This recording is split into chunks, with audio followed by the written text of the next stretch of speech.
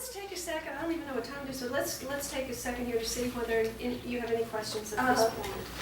The thing that hasn't changed is that we're still writers, and it's still the book.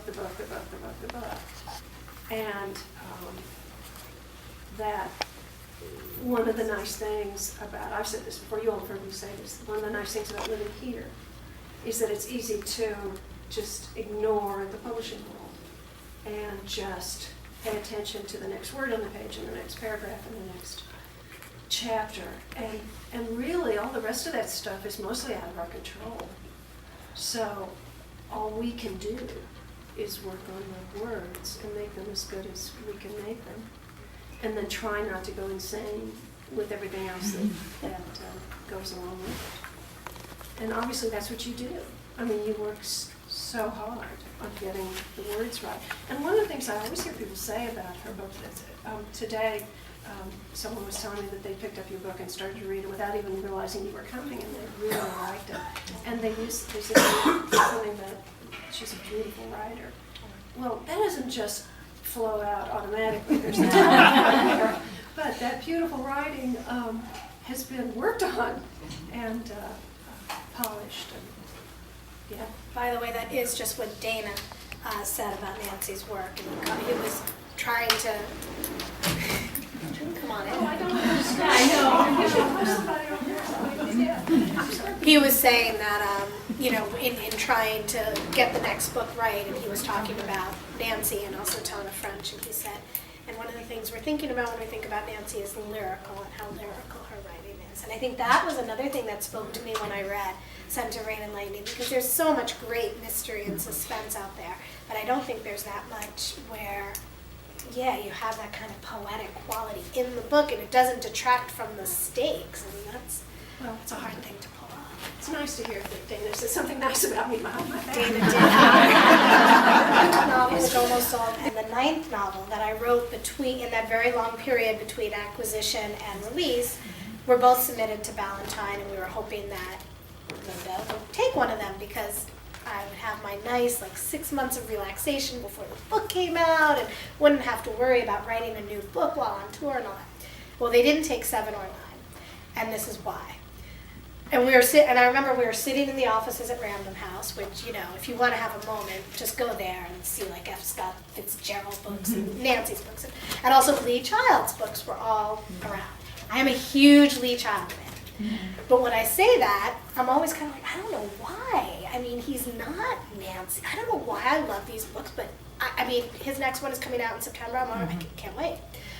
So when Nancy and Dana, he really does exist now, were talking to me about why they didn't take 7 and 9 and what they were hoping for from number 10, they were like, you're a big Lee Child fan, right? And these books have a lot of, action in them and movement, and they're like, what we love in Cover of Snow is the psychology and the intimacy, all the words that Nancy just said.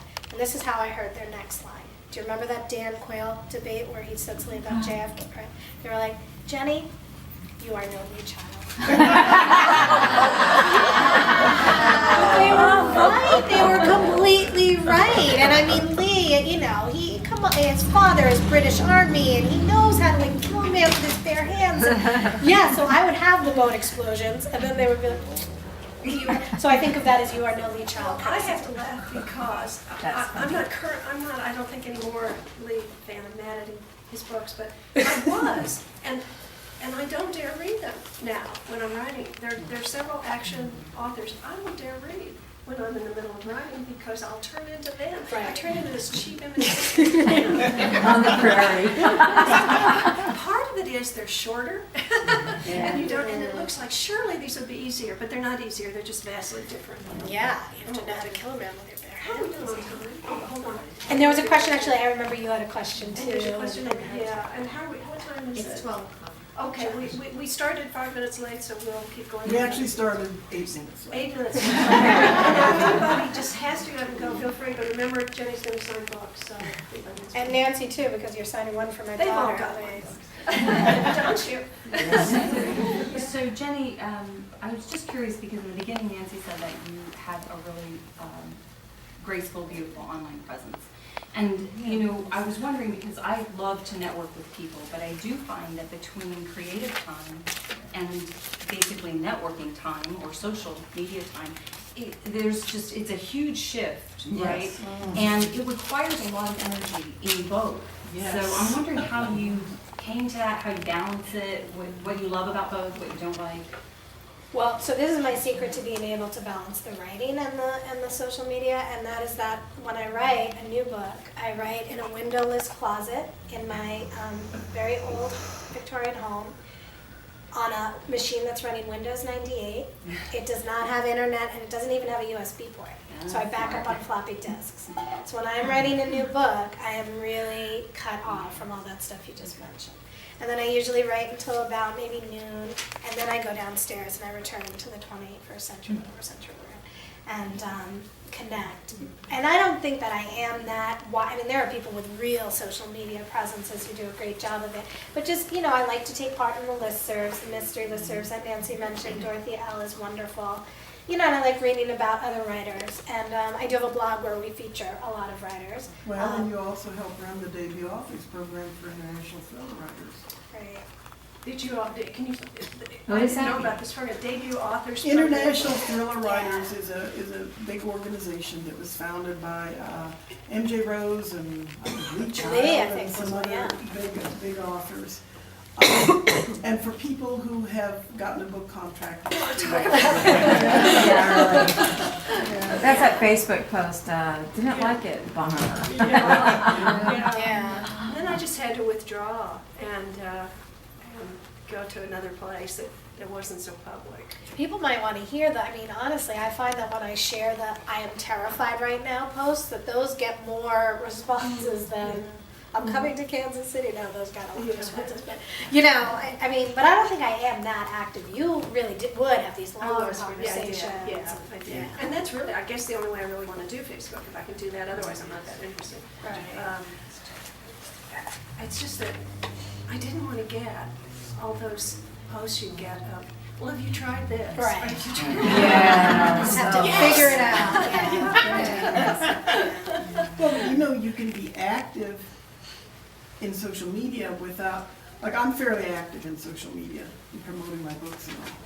But I rarely talk about what I'm writing right at the time on here. Because I, like you, I have to divvy up my day. And I don't want to talk about what I'm writing right now, so I'll talk about the most recent book that's out, or Because if you short talk about stories. the book, some of the energy Yeah. goes away. Yeah. I use Yeah. that energy, so I don't ever like to talk about what I'm writing while I'm writing it, unless I'm just talking in general, like, yes, I'm writing the third ski book or something, but not, I agree. you know, not, Yeah. I think it was Hemingway said you'll talk your book away. Right. And so talk instead of writing. Yeah. Well, we better let you all go, but is there any? No, I definitely didn't feel like I had to do it, and in fact, right before the book came out, the associate publisher herself, along with the editors and my agent and marketing, everybody got on a phone call with me and were basically like, you don't have to do it. Yeah, I mean, I didn't feel like I had to.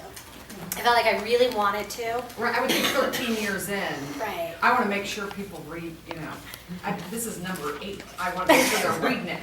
Yeah, and I didn't even know if it would have that direct effect. It was more like I just really wanted to get out there and see why, you know, as we said, you could publish your own book now, or I could have kept writing in that closet number 9 and not, you know, but this was about, for me, connecting with readers. So I didn't feel like I had to. It's true. It's interesting what Nancy said about maybe they tour brand new novelists. Maybe they do that when the novel is a big one that they've acquired. I will never forget. They're not touring most now. No, I don't think they're doing that anymore either. I didn't say that. I should have said it. Yeah, it's not that they ignored you. It's just the real that big that- ones who really don't need it. The big ones, Right. Yeah. Yeah.